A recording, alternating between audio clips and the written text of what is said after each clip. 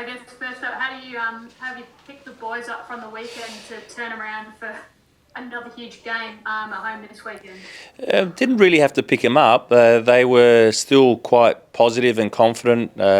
We performed well. We didn't get, I don't think, what we deserved out of the game. They scored a couple of goals just before half time.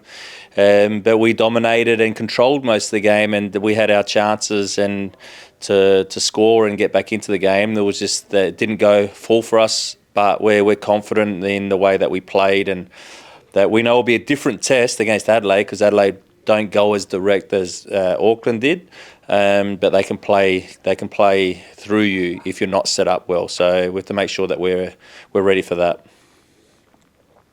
Obviously, last time round against Adelaide, off the top of my head, was the game with the non-penalty, etc. So it's hard to sort of read too much into that one. What can you take out of how Adelaide are going now, and what you need to get right against them this time around?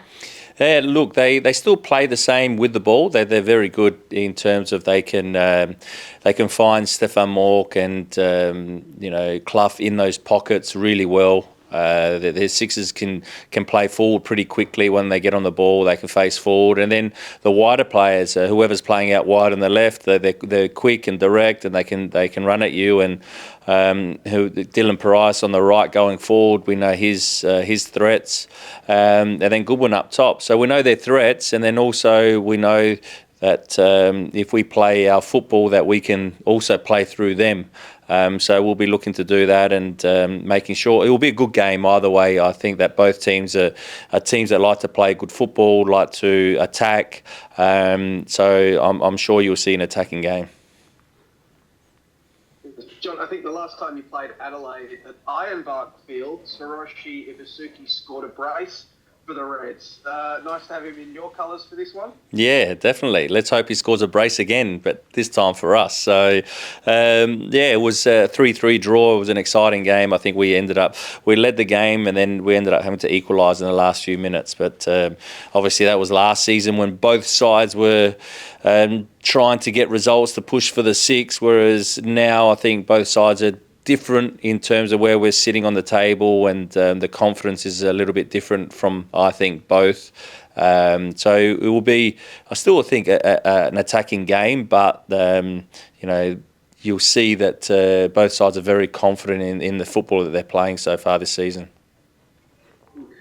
John, Adelaide United, their youth movement has been well known for several seasons now. You're in the midst of the youth movement at Western United as well. But you're simultaneously both managing to pair that with getting results on the pitch and being in contention for finals football and challenging for the top of the table. Do you feel like yourselves and Adelaide United are sort of setting the new mould for what the A-League will be in the coming years? I'm not sure. Look, everyone will have their way and their way of going about things. We're focused on ours. Yeah, Adelaide have produced and developed a lot of good players through their setup in Adelaide, through their NTC system, then through the NPL side of Adelaide United. They've kept it very stable for a number of years. Richie Alagic, who coaches the younger ones, and then all the way through with Ayrton as their NPL coach, and now / assistant to Carl, and Carl was in that setup as well. And so they've all been involved in it with the younger players. They also got good experienced players. Let's not forget, the likes of Stefan Mork, Clough, Dylan Price is now experienced. Isaias is still there. You got the Dutchie at the back. You got a lot of good experience along with the youthful exuberance and quality, and we're a little bit the same, probably less experienced than them, but we feel that with the players we have, they can help the younger players, and they have this year as well. That sort of continuity, is that something that you're looking to build up there at Western United? Obviously you've got yourself in place there. Frosty's been there a number of years now. There's been a bit of continuity now. Ferreira serving as your assistant now after serving as the youth team. Is that the sort of continuity throughout the entire setup that you're looking to foster at Western as well? Yeah, I think that definitely helps. It helps that you're right, with Frosty that's been there, Diogo that's been there, Durante that's been there, and a lot of the academy coaches have been here now for a few seasons. So that helps. So that helps that the same we talk about football language, we talk about our trainings, we talk about, our principles. It starts at the academy level, and because this is the way that we want to play our football at senior level. So when the boys are making that next step, they understand what is required of them, and that makes it a lot easier for the transition from the academy and NPL setup into the first team. And we feel that we're doing it pretty well, and we know that we can keep on improving. But if you can get that stability within that academy space, then it does definitely help your first team. We look at what's been happening on the ladder for you as of late, like 1 week you're third and you can potentially go second, and now you're fifth and you can fall out of the top six if you don't get the win and all of that. With such a young group, is it a challenge, I guess, to get them to not pay attention to the ups and downs of the roller coaster, to just have them the task at hand and not worry about what happens if they win, what happens if they lose? At the moment, I haven't really had to address it because, I know the last 3 games we haven't had the wins that we would like, but the performances in all 3 have been really good.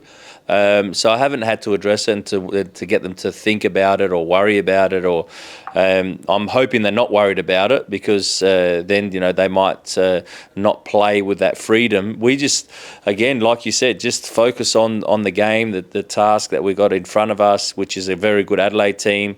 We pick up the wins and the points that we want to pick up, then the ladder will take care of itself. So we're confident, we feel good physically and tactically that we're pushing for this last 10 games, that we can really make a goal of it to the end of the season.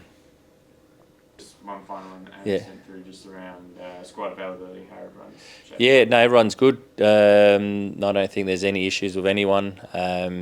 It's now that James Donachie started training fully with the team, so then it becomes when he's available for selection. Other than that, everyone's available. And it's good to see a few of the younger boys that were back, and Charbel starting, Coda also making his comeback in the NPL side. How important is that as well? Yeah, it's important for Coda, for all of us, but especially for him, starting to play minutes in the NPL. It's never easy after an ACL injury, but he's coming along really nicely, and it's a credit to the medical staff and to Coda. And also Sharp's come back after a bit of a spell out. So, it gives competition for places, and that's what we're looking for. We know that there's still quite a few games coming up, and we're making sure that everyone is available and push each other in training and ready to play and when they're called upon. John, so 100th game in charge of the team this weekend. What does that sort of mean to you, and how do you reflect on the few seasons here and the 99 games so far? Yeah, look, I'm not one for milestones. I just like to make sure that I do the best job I can, not only for the team at this present time, but for the future. But looking back, there's been so many good moments that we've gone through, and also difficult times but we've stuck through together. So when you can be part of something like that, then it makes it enjoyable to come to work and to come and try and just keep on improving, not only as a team and as a club, but even myself, to keep on evolving and getting better as a coach. So I've really enjoyed my time here, and hopefully there's another 100 to go. Who knows? And we would love to get some more silverware. But at the moment we're happy with where we're at, and we just want to keep on improving.